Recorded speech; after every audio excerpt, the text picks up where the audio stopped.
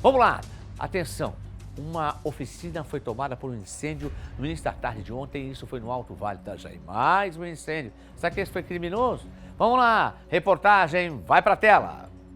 As imagens mostram a proporção do incêndio e a força das chamas que tomaram conta do local no bairro Buda, em Rio do Sul.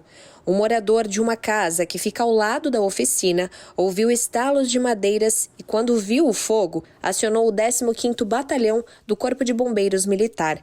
Quando os bombeiros chegaram no local, a estrutura de madeira já estava com a cobertura totalmente cedida. Foram usados 16 mil litros de água para combater o fogo e não houve feridos.